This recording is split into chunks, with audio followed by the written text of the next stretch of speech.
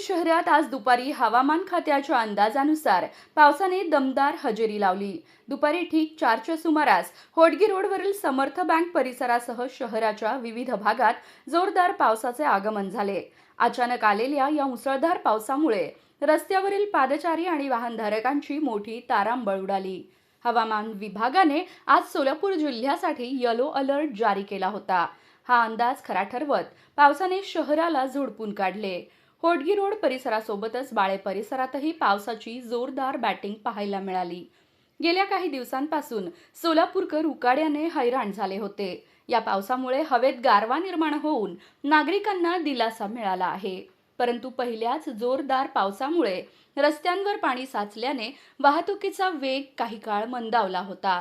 अचानक सुरू झालेल्या पावसामुळे आडोसा शोधण्यासाठी नागरिकांची पळापळ झाली।